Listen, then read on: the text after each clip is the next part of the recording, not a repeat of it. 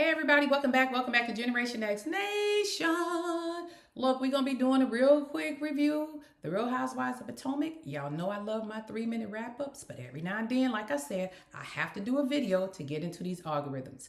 First things first, before we even get started, thank you to everybody who has subscribed to my channel, who hit a like button or left a comment. I definitely will get back to you, and it does not go unnoticed, and I definitely appreciate it, okay?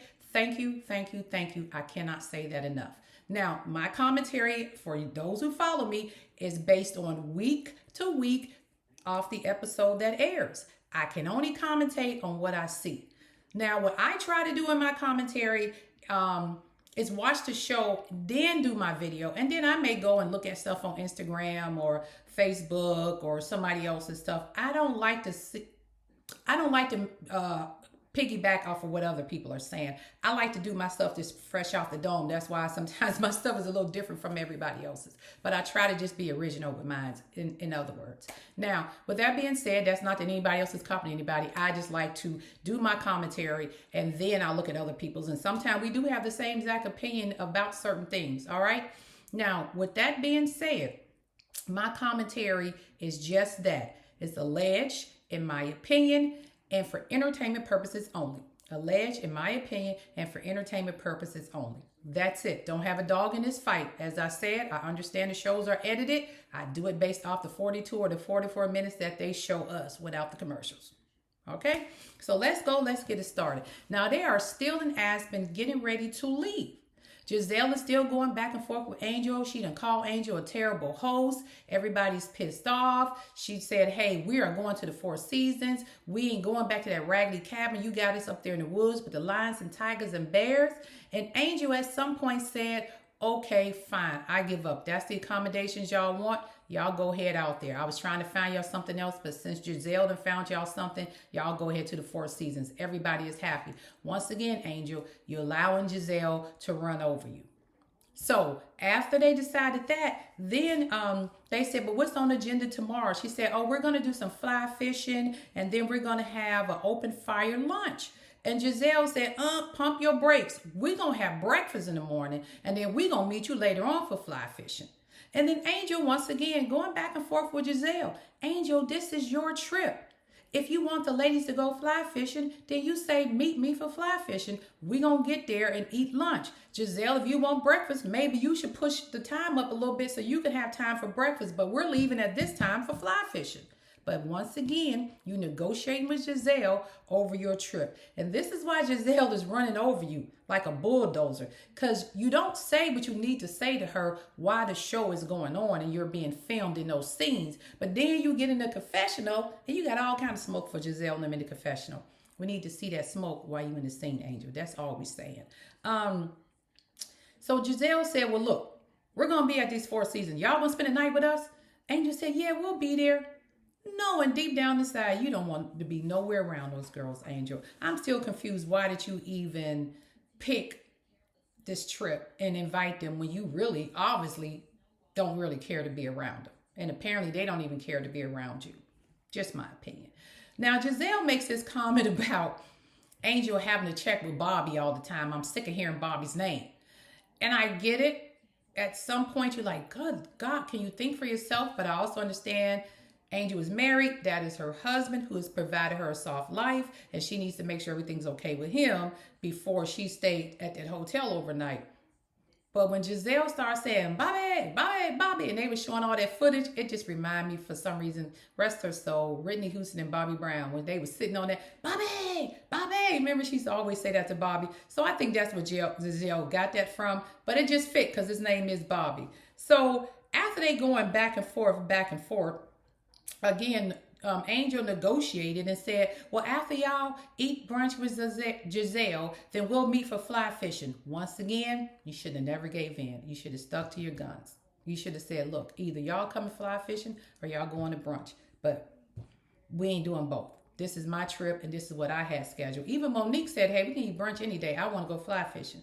But the ladies are so scared of Giselle, because she's the queen bee right now, that y'all just follow along her trail and kind of disrespect the Angel. And Angel, you allowed it to happen. All right. The ladies all get back on the private plane. They can't wait to get to the fourth season so they can wash their behind and get refreshed. Now, in once they got on the plane, once again, they're going back and forth. Angel's trying to, lay out the itinerary. Giselle keeps interrupting her. Angel, at some point, grow a backbone. Now, once Angel finished saying what she needed to say, and they was like, hey, we're gonna go out tonight and do some, on top of the, go to the little juke joint, I guess, a little cowboy place and have some fun. Go bull riding and stuff. And she said, hey, Angel, y'all girls gonna come? Oh, yeah, we gonna come. And then they said, hey, where's our bags at? And then Angel realizes it's gonna take 3 hours, at least 2 hours to go there, get their bags and bring it back. I'm like, Angel ain't coming back. I can see that now. So, because you have to go to their place, which is an hour or two away, pick up all their bags, and then bring them back. So that's a 2-hour trip. Then you have to go to your place, get your stuff, and bring it back. So I already seen this wasn't going to happen. But Giselle, I guess, was hopeful, like, oh, Angel's going to come back. Before they left, everybody got on the piano. I'm looking at my notes, so excuse me. But before they left, they made a little funny on the piano. Giselle played some notes. Everybody did a little impromptu song and said their little parts of the song. And I thought that was really nice. That's the first time I seen Angel really interact and have fun and smile in a long time with the ladies. That's the Angel we wanted to see the whole season. Not that little 2 minute of you doing a hook on a piano with Giselle. I need to see that the whole season. Of course you're going to fight, but show us a playful Angel too. Because we haven't seen that yet. And the next morning, of course, everybody looked refreshed. They was all happy, ready to go, getting their stuff together. And Giselle said them HO 304s did not stay here that night. And that's when everybody's like, what? They did, because the night before they all went to the bar, had a good time. Jazzy and Kay and Tia did, not Jazzy, I'm sorry, Kay, Tia, and Angel didn't show up there. And then the next morning they having breakfast. I guess breakfast over. Everybody's refreshed, ready for the trip. And they're nowhere to be found. And Giselle called them out on that. And I'm with Giselle on that. Y'all should have came back. But then she said, this ain't no girls trip. This is I'll see you when I see you type of stuff. Okay? But then they flash back to the ladies and they're like, oh, it was so late. About time we got back. It had been 1 o'clock in the morning. Again, I'm going to address this. But it didn't matter. You should have got back there. If you wanted it to be a girls trip, then that's what it should have been. All right? Now, everybody's getting in the vehicles. I guess they get the pin to where the location is at. Stacy, Jazzy, and Wendy is in one vehicle by design, I'm assuming. And then you had Giselle and Ashley and Monique in another vehicle by design because they the OGs of the show, even though Monique left the show, but she's an original OG. Now, in one truck, Wendy and Stacy and Jazzy are having a discussion, going back and forth, everything calm, and then they bring up the issue of Jazzy's wedding. And I believe wholeheartedly Wendy was telling the truth, and Jazzy should have been skeptical. Stacy only went to that wedding when she found out the other girls was going, even though Stacy came up with a perfect lie, and she was lying, and a perfect excuse to make it sound good. You wasn't planning on going to that wedding. And Stacy, you should have just owned it right there. All right? And then in the other truck, they revisiting this whole Ashley and her messy behind. Had to bring the whole thing up with Stacy and Chris again and how it was found. Now she's changing the narrative and saying, hey, maybe it was Angel who told Chris because Angel was good friends with Chris. So as Ashley now trying to create a little storyline with Angel, Chris, and Stacy. Ashley stay messy instead of minding her business. She really does. But in the truck, I found something out with the Ashley, Monique, and Giselle truck. Giselle is not as close to her mom as she was her dad. She must have been a daddy's girl. And I think she said that. She mentioned it a lot of times. But now she's, I guess, clinging a little closer to her mother now since her father's gone. And that's good, Giselle, because all these years, I think this is maybe the first time I really actually seen your mom or you even mentioned her. I actually thought her mother had passed away. No disrespect, but because I never remember her mentioning her mom. She always talked about her father. We met her father, and he lived in Louisiana, but we never did meet her mother. So I just assumed her mother wasn't around. So that was kind of odd, but I'm glad that she's opening that door and bridging that gap with her mom. Meanwhile, Angel, Kay, and Tia lost. They got a whole GPS on their truck and still lost. You got GPS on the vehicle, you got GPS on your phone, and them chicks still can't find where they going. So they're riding around all off schedule. And I'm just kind of like, well, what exactly do you want? What exactly do you want them to do, Angel? Angel hasn't. We'll get to that. So anyway, they're going back and forth and found out Angel had went the opposite direction. Now they got to turn around. Meanwhile, the clock is ticking. 5 hours to the flight, 4 hours to the flight, and so on and so forth. The ladies are sitting there in their vehicles looking at it like, "Ooh, we got another hour and a half to go based on what's pinged here. How are we going to do that and get to get to our planes in time?" So they're like, "Hey, something has to give." Now, finally, Angel's like, "Hey, I haven't contacted ladies or nothing. So let me get this straight. You're in the vehicle and haven't heard from any of these ladies, and you done sent them the address. They're lost and you lost, and you haven't texted them, called them, or anything?" Angel and Kay and Tia pull up to a campsite in some mountain that wasn't the right place. They had to back out there. You still haven't called these ladies. And when they finally do communicate, you are so far out and you are so far behind that they said abort mission. We're going to eat this pizza at this gas station pizza and these tacos, and we getting on a plane and we're going home. We're not doing the fly fishing. Meanwhile, Angel, you got them people out there setting up campfire, barbecue, and grill, the fly fishing people out there, and ain't nobody going to show up. When I tell you that was bad coordination to me, I just didn't get it. So we're going to get into Angel, but let's just finish this last part out. When we get to the gas station, then Wendy and Jazzy and Stacy start discussing what they were talking about in the truck as far as Stacy not being a good friend of Jazzy. They get into this big argument, and then Stacy does what Stacy does best. She gets up and walk away. One thing about Stacy, her voice never changes. She don't get high and screaming. She gets up and walk away, and then Wendy said, "Where's she going? Ain't nowhere to run and hide to here." So Stacy had to finally stand in an argument one time without running and hiding from anybody. And then her and Wendy and Jazzy went over there. They got to talking. Her and Wendy got to talking. Of course, the other nosy girls came and they squashed it. And that's what I loved about that scene. Because even though they had a big argument in the car, a semi-big argument at that picnic table, eating that gas station pizza and tacos, they still were able to squash it, hug each other, and laugh it off. And Angel, that's what they're talking about.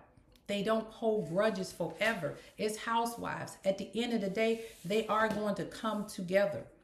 And they're going to be there for each other. And sometimes they may not always like each other, but they know how to argue respectfully and resolve the issue, squash it, and move on. They may go back to it later on, but they know how to end it right now for that moment. Now, here's my issue with Angel. Just my opinion. If you were so worried about the ladies, Angel, first thing you wouldn't have done was put them an hour away. And I know everybody said production paid for this, but I'm sure production gave you options. And you should have took the closer and the better option. And if that was the only option available, then you should have went up there before they even landed in Colorado, looked at the place. You should have checked the water pressure. You should have made the heat. You should have did some type of inspection at this cabin. It looks like to me you didn't do that because you didn't know any of this was going on. You should have met with the owner and the maintenance people. Hey, we're going to have a crew up here, some production people, and some people from RealTV, about 7 or 8 women. I need to make sure everything is running smoothly. I don't think you did that. So that's bad planning. And Giselle is correct when she said you are poor. You were terrible at planning a girls trip because you were terrible at it. Now, if you wanted to fly fish, and according to you, you have this camping adventure company, Wonderland, whatever. If you want to fly fish, why did you just take them to the fly fishing place that your camp goes to? Because you know exactly where that's at. But you wanted to go somewhere different, maybe for a different experience, and you had never been there before. Why didn't you do a recon mission before they got to Colorado? Because you was there in Colorado before they landed to find out exactly where it was at and how long it was going to take. Because if you're planning this big girls thing, you should have made sure that you checked every venue that you wanted to see and made sure the accommodations was suitable and checked the time. Because what you wanted them to do was drive from a hotel, an hour or two from the hotel, fly fish, eat lunch with a maybe 4 or 5 hour window, get in the car and drive to the airport and hop on the airport. And when the lady said, hey, we fly fishing and eating, can we change clothes? Maybe they didn't want to get on an airplane, possibly smelling like fish or smoke from a barbecue. And you said, oh, there's a place out there where you can wash up and change clothes. See, I would think if you're doing the girls trip, if that was the only accommodations you can come up with outside your house, then you probably should have had them come to your home. I'm sorry, you just should have made some type of provisions or Airbnb in your neighborhood or close to your neighborhood. You had them out in the woods. Maybe a 20 to 30-minute drive from your place should have been ideal. Not an hour or two, because that's an hour to get there and then an hour to come into inland. That's 2 hours before you can get to an activity. And if they're only there for the weekend or a short time, you're losing a lot of time on the road. Now, you saying you, Kay, and Tia didn't want to come back to the hotel at 1 o'clock in the morning because it was a long drive. Newsflash, that's the same reason they didn't want to stay up in the mountains. It's a long drive to civilization. So the same thing, you didn't like having to go back and forth, neither did they, but they had to do it. So then when they come in to the private jet to go to Aspen, why didn't you have them pack up all their suitcases and coordinate somebody, to leave them out on the front porch or something, and have somebody, a shuttle service or something, pick all their suitcases up and then drop them off at the concierge desk at the Four Seasons, so when they got there to check in, their luggage was already there. I'm just saying. I mean, I'm not rich, but I know rich people do that. I've watched enough movies and seen enough on social media. That way, you wouldn't have to spend 2 hours going back to the cabin in the woods with the lions and tigers and bears to get their luggage and then bring it back to the Four Seasons and then go back home and get your stuff. Because you could have their stuff already there, and you and Kay and Tia could have took one car to your house, grabbed y'all overnight bag, met them at the Four Seasons.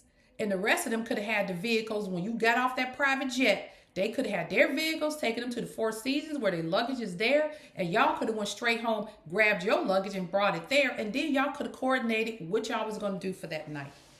I don't think you wanted to be around or stay with them. I think you wanted to get them up, show your city off to them, and then drop them off when you got tired. You didn't really want to do that. You wanted to flex, and your flex went wrong. Now, do I have compassion for you? I think Giselle was overdoing it. She actually was. But at the same time, you put yourself in a position for her to do it. And last but not least, at the end, when you was in the car and you was like, I just tried to show them a good time and everything I did, as smart as you come off and as intelligent as you come off, using the $1 million words like Mercurio and all of that stuff, you couldn't figure out how to coordinate that trip better. And Kay and Tia, I understand your compassion because she let y'all stay in her house, so y'all was living good. You wasn't going through what they was going through. You're like, it's okay, Angel. Baby, had you been in that hotel or that cabin and lions and tigers and bears and couldn't wash your ass, I don't think you would have been feeling the same way, Tia. I don't think you would have been feeling the same way, Kay. That's all I'm saying. Angel, you turned yourself into the victim when you created that whole thing. Yes, they was hard on you. I did not like it. But what I will say about you, Angel, I think reality TV and especially housewives, I'll just say housewives, you are really not cut out for that. You are not built for housewives. You have thin skin. And one thing we know about housewives, the ones with thin skin don't survive. If you want to be on a show like that, you got to have thick skin. And the reason the audience is not resonating with you is because of what we just saw, how you allowed them to walk over you. But then when you get in confessionals, you talking master crap. Say it in front of Giselle. Tell Giselle how you really feel. Tell Wendy how you really feel. Tell whoever. You don't say nothing to them. Then you get in the confessionals and being nasty. And then when they do catch you on the spot, you come back with some smart mouth or, my husband, this and that. Girl, please. You don't resonate with the audience because we see like you got multiple personalities. You got one personality in confessionals. You all about that life. But then in the actual scenes that they're filming, you're victim mode. They're harassing me. They're bothering me. I try so hard. It's kind of hard to connect with that, Angel. And that's just my part on Angel. Now, with that being said, they showed everybody knew what they doing. This is the last, show, and then they're going to have an issue with Karen. Oh, I'm sorry. And then at the end, they showed Karen coming out of jail. Karen is free. She came out with her jailhouse cornrows in her head. looking fine as ever. The Grand Dame is back, and she wants y'all to know she's back and in full effect. Okay? And last but not least, you know, as they went through everybody's update of where they at now, of course, we know Karen got out of jail with her jailhouse, her prison house braid. She looks good, and we know once she get into the interview and the reunion, she actually does look good. So congratulations to Karen. Stacey and Timo still together. I don't think they're ever going to get married because I don't married again. I don't, like they said, I don't think the ink ever dried on the divorce. Giselle lost her fight with her dad's will, which was odd to me, but I know I'm happy to see her reconnecting with her mom and making sure her mom's stuff is taken care of. And Giselle, if that lady did do a fake will, that is definitely a warning sign to people out there. When you have elderly parents and they're on a second or third spouse, keep going by and double check. And if nothing else, if they do a will, make sure it's recorded. What they want, do a recorded will, a written will, and make sure it's locked in a safe, safety deposit box, or with a lawyer or something like that. So this kind of stuff don't happen. Because we don't know if he changed the will or not. That's just what Giselle said. But my belief, based on seeing her father on the show, she was a daddy's girl, and I don't think her father left this earth and did not leave his grandchildren to her anything. And I am with Giselle on that. Ashley's still messing with Josh off and on. She gonna write a children's book. Apparently, Ashley ain't found no old white man to date just yet, because we know her, not being funny, but that's her type, old rich white guy. So until she can find one of those and marry that she can get into their checkbook, she'll keep dating young Josh, and he'll be there for her because hey, it's free booty for him, I guess. And Kay still with Greg, her in that picture frame. Hopefully, she'll put a wedding picture near one day. But look, I'm just being honest. Don't let nobody have you sitting here off the market on hold for 6 or 7 years. That man got 3 or 4 kids. If he ain't married them baby mamas and you don't have any kids by him and he bought you a picture frame. Okay, don't give your best years to that man. I'm sorry. Tia's still building a relationship with her sister. And Angel, you know, she's still with Bobby, living in Denver, but she just bought a house in Potomac. Apparently, Tia wasn't a realtor, but y'all good friends. Why you didn't give Tia that commission? I don't know, at least have her work with the realtor to get something out of it. But hey, it is what it is. But according to Angel, before the show ended, she said she's a strong problem solver. She knows she still lives in Colorado. And she says she's a strong problem solver, and she knows exactly who she is. And she's very smart and she's intelligent, and you know, she's a strong woman. And I'm like, you can say all that in confessionals, but we need that to resonate off the screen when we watch you, Angel. And I see nothing about you that said problem solving. Because the minute them ladies said we are an hour away from you, you should have been on that phone that morning finding them new accommodations and moving them the hell out of there. And then you should have adjusted the time frames for some of the other stuff. And it was your trip, and Giselle shouldn't have never, ever took over your trip. So you telling me you're a strong problem solver when you couldn't even find your way to your fly fishing trip, meaning you should have did a recon the day before so you knew exactly what was going. You should have met them at the hotel and convoyed out there. But because you was so far away, you created that problem. Because you let Giselle do brunch. You should have had your vehicles there first thing in the morning, ladies ready to go, grab you a damn waffle and chicken on the way to the damn car from Giselle's brunch, and y'all should have convoyed to the place that you had already reconned and know how to get there. That's problem solving. So you didn't do that. You say you have a backbone, you're highly intelligent, but yet you let them walk all over you. But in the same breath, I did have some empathy for you because I think Giselle went a little bit hard. Was it deserving or not? It just depends. But Angel, yeah, that trip was a big fail. And with that being said, that is just my review of the Real Housewives of Potomac, the last episode. We all know the reunion coming. I'm sorry, I forgot to do Wendy. 3 months later, Wendy was, her and her husband was arrested for fraud. That's what they put on there. But at the end of the day, we're going to see how the reunion go. And I know it's going to be interesting because you got Karen just getting out of jail. Wendy may be on her way to jail. Angel probably getting fired. Kay served no purpose on the show. But to me, all it was her and Angel was just, I got your back, you got my back, which is good to have a friend like that. But Kay had no storyline. And honestly, Angel's storyline was better than Kay. I would rather see Angel try one more time, even though she didn't resonate well with the friends. And y'all can kick Kay to the curb, because all Kay did was celebrate a billboard in a picture that this dude bought her after he went to a jewelry store and looking at $50,000 rings. He came back with a picture frame. Why she there? Jazzy, I think Jazzy is good as a friend to the show, because technically I think she lives in Dallas, or her boyfriend plays for Dallas or something to that effect. So she's good as a friend to the show. She keeps a little bit of stuff going. She is more tolerable than Kay, and I think we should keep Jazzy.